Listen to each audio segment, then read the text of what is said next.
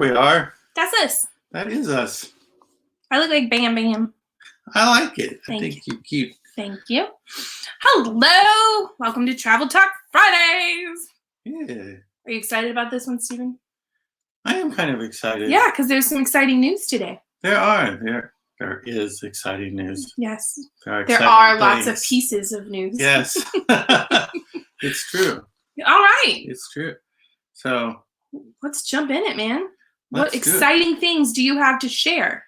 Well, I mean, I think we're all of like half an hour ago, around about there, the CDC made a new statement. I never thought we would be talking so much about the CDC with travel in my life. But here we are. But here we are. And if you're watching us live, you can feel free to comment and ask questions. So we can interact with that. It just takes us about 10 seconds to see your comment, but they pop up in front of us. So feel free to do that. But we especially today did want to talk about the CDC. It was not like really the original plan, but it's exciting. It's kind of breaking news. Because the breaking news is that there are some new things that specifically relate to travel. We've had a lot of questions, and we're excited about them, about how can we travel? Where can we go? What can we do that's safe? And so now we've got some new guidelines that'll be helpful. So if you are one of those people who's been wondering, like, okay, I'm ready to travel, here's some new safety guidelines for us all. All right, Stephen, we have the bulletin right here. The bulletin? Yeah, the CDC bulletin. Oh. It's like 12 pages long. Okay. We're not going to read it to you. No, we're not, because that would not be fun for anyone. But what do you got, Stephen? So, actually two. So they released domestic and international separately, which I think makes sense. Sure. So what do you got domestically? This is mostly about people who are vaccinated. Okay. That's what has changed today, because that we makes know sense. There have been some frustrations that people felt like maybe the CDC wasn't really giving any sort of benefit to being vaccinated. But I think they were just trying to make sure they had their ducks in a row and doing their studies to make sure they weren't given false information. Now they feel like they have good info. Okay. So they've released things a bit. Because the first thing it says is fully vaccinated travelers are less likely to get and spread COVID-19. I think that just makes sense. That's awesome. So I'm glad to hear that. So a few things, actually. Let me get out of all this wording. They have a chart. Charts are easier. You love a good chart. I do. So basically, domestically, what they're saying now is that if you're fully vaccinated, you don't have to get tested before you travel. Okay. And you don't have to get tested after you travel. Okay. Or self-quarantine when you get back. Okay, so say that again. If you're fully vaccinated. Yes, which is. You don't have to test. And fully vaccinated is not just that you've had the shot. It's at least 14 days after your final shot. Yes. Okay. So that's when you're fully vaccinated. So if you're 14 days past your final shot of vaccination, you do not have to be tested before you travel. Right. Or afterwards. Okay. So if you're not vaccinated, they're still saying get tested 1 to 3 days before you travel. Okay. And 3 to 5 days after you travel. And then self-quarantine for 7 days, regardless of the test. Okay. All that they're still saying for people who are fully vaccinated domestically is to self-monitor for symptoms, which I hope we always self-monitor ourselves for any symptoms of disease. Yeah. And wear a mask and keep with social distancing, just because we're trying to. That makes sense. Get herd immunity with the vaccine. So sure, that's exciting. So that's domestically. All right. So internationally. Internationally is a little more complicated. Oh, shocking. Yeah, I know. And we've talked about this before. That's one reason it's good to use someone who gets all this information sent to them, because it's hard to figure out. Can you condense it to just like the bullets? Yes. For international? All right, what do you got? Yeah, I'm just going to do bullets there too, because there were really just two things that were taken off for fully vaccinated. Okay. And they involve testing as well. Right now, they ask that before you travel internationally, you get tested 1 to 3 days beforehand. Okay. Fully vaccinated no longer has to do that. Oh, wow. Okay. And regardless of a test, if you travel internationally, the guidelines right now are to self-quarantine when you get back. Okay. 7 days if you take a test, 10 days if you don't. Okay. Although tests are required to return from the U.S. from international, so there shouldn't be any of the don't. Yeah. But that's off the table for fully vaccinated as well. No self-quarantining when you get back. Wow. So those are two major things. You can travel. Now, you've got to be mindful of the requirements of wherever you're going. Yeah, which is where it's important to be in touch with a travel agent that can help you, because they will check things like that. Because some countries are still not going to let you in. Or if you get there, you may have to quarantine for a while, right? It's true. It's true. Might be worth it. Yeah. Now, fully vaccinated people do still have to, it's a mandatory test if you fly back into the United States. I guess that's the little catch. If you drive or take a boat or something, it's longer. Train, okay, then you could manage to get around not having to test, and then you have to do the 10 days. The test is no big deal. But the test is not a big deal. We've had them. We have. Yeah. So you still need to get tested. And they still recommend that you get tested when you get back. Okay. If you didn't have to get tested to fly in. That makes sense. That just seems like it's keeping everybody safe. Yeah, I think so too. And the most important thing is self-monitor. No matter where you're traveling, self-monitoring for symptoms and wearing a mask. Yeah. There you go. It is so easy. It is still federal law that you have to wear a mask on airplanes and in airports. So I know there have been some questions about that. We're in Texas, and there's not a state mask mandate anymore. So people will ask, okay, so now I can go to the airport. No, airports are all federally regulated. Yeah. So federal law. So if they try to tell you can't fly because you don't have a mask, they mean it. Okay. So you do still have to wear a mask whether you're vaccinated or not on an airplane or in an airport. But other than that, there go all your papers. None of that quarantining or extra testing. Right. And they're actually saying you can travel, because before they were saying don't. Well, so all of this is great, and it is exciting. It's maybe still not for everybody, and we should say that we're not saying this means go out and get crazy, because we don't think that. But if you are fully vaccinated, if you feel like it's safe for you and your family, if you're somebody who doesn't feel like, I think the most important thing is that you feel like you can do it safely. And so we can help with that, because there's going to be different levels of that depending on if you've had underlying conditions or other things that may make it to where, the vaccine is not 100%.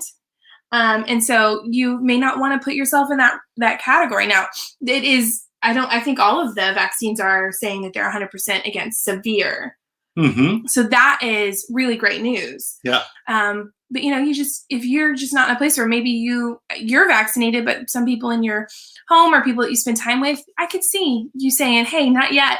That's okay, because we can help you get ready for your trip in 2022, or we've got trips planned through 2023. Absolutely. Because we're crazy people about travel.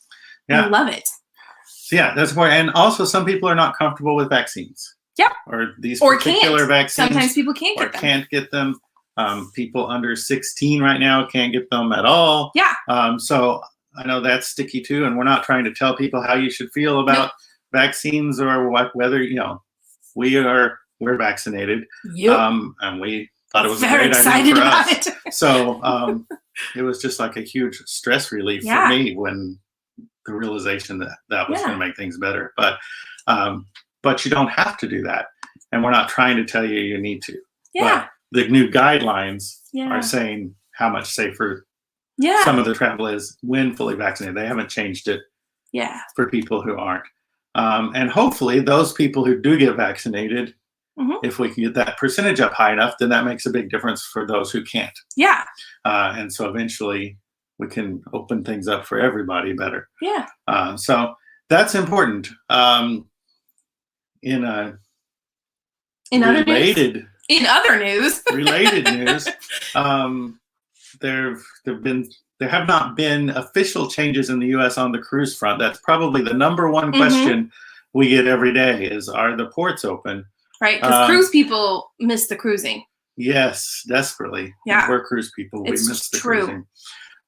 They are not. I have not been cruising since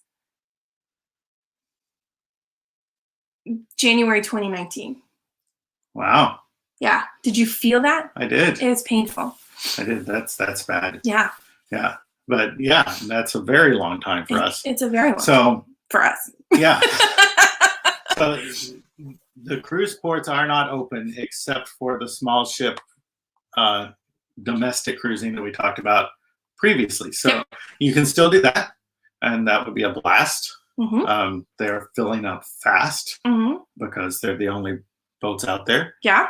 So if you want that, you want to get it quickly, and just let us know. We can help you there. But there are some things going on, and there's been a little bit of misrepresentation, I would say. Okay. Because CLIA, the Cruise Line International Association, and several other organizations have been pushing hard to the CDC to drop the conditional sail order, or at least to give phase 2 guidelines. Phase 1 was just get ready for doing this, and they've not released anything else since October. So that's getting frustrating for some companies that are hemorrhaging money right now, and people who want to cruise. So there have been some pushes for that. A lot of the headlines just gave the CDC response that said the CDC will maintain this through November. That's not exactly what the CDC said. What they said was they're not making any changes at this time, and the conditional sail order is set to expire in November. Okay. But it also has several other ways of expiring or changing. What the CDC said was they were working with multiple agencies, and so it took a lot of talking to figure things out. So hopefully these guidelines are a good thing and would mean they're going to work towards getting some of that open. Yeah. Because the cruise lines and the ports, the hotels that serve them, the people who park their cars and carry the luggage, they've all been pushing hard to get their jobs going again. So yeah. So this is good news. Yeah. Again, things are not just magically open overnight, and we don't want to rush in a way that puts people in unsafe positions, either those of us who are traveling or the people who work in hospitality and travel industry. So we're not advocating for that. But as things are opening up, taking advantage in some responsible ways is a good way to help you to enjoy a fun trip, and also to help the travel and hospitality industries that have been hurt and hit really hard this past year. So that leads us to our final thing that we wanted to talk about today for next week. Yes. We're very excited about this one. Yeah, absolutely. And that is that we're going on a trip. Yay! So we're going to be in New Orleans next week. We love New Orleans so much. Yeah. So we usually take a little vacation time after Easter, which we didn't think we were going to be able to do this year. But New Orleans has a multi-phase approach to reopening, one of our favorite cities. And so they've also hurt a lot. They depend a lot on tourism, and Mardi Gras didn't really get to happen this year. So we want to do what we can to help them out as well. And so we're going to be doing lots of taping in New Orleans next week. We have done a lot of research, which is what you should do right now if you're traveling, or let us do for you specifically, to make sure that we can do things that are safe. We've contacted businesses, checked their safety and health protocols, asked a lot of important questions about, hey, how do we do this? How do we do that? And just tried to make sure and this is such a silly thing, I think, that people don't think about when they're traveling. One of the things that's really important is making reservations, because often when we travel, right, we like to be kind of spur of the moment. What do you feel like? Right now, being spur of the moment means you may not get to do things because things are restricted to keep safe, safety, keep the numbers down, not so many people, not crowded, that kind of a thing.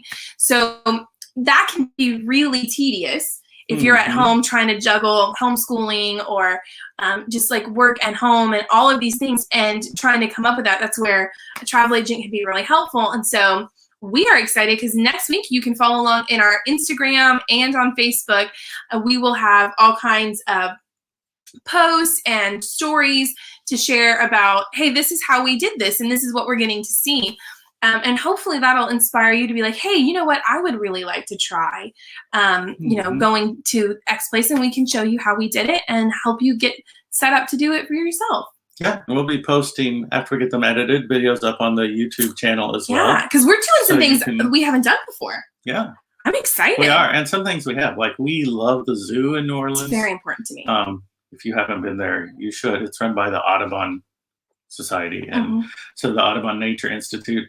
But again, they're only open 5 days a week right now, and only between like 10 and 5, and you have to have an appointment to get in at the particular time. If you don't know all that, you could miss out by the time you schlep all the way there on a streetcar and then find out you can't get in, you know? Yeah. I mean, we enjoy the streetcars, but it is, it's a ride to get out there. So those things are important, but we'll be sending all sorts of great stuff. It's going to be fun. So we're excited. So as things are coming open, and like I said, we've had a lot of questions about, hey, where can we go? How can we travel? That is what we are here to help you with. So think about the kind of trip you are dying to take, and let's see if we can find a way to do that for you safely. Yeah. Right? Absolutely. Yeah. And, it's a beautiful spring day here. It sure is. Yeah. So, it is, I'm getting that itch when it gets pretty outside. I'm like, ooh, time to go places. Yeah. Well, that is what we've got for you this Travel Talk Friday. Some exciting things coming from the CDC, some hopefully more new developments on cruising, and just an invitation to follow along with us as we travel safely next week.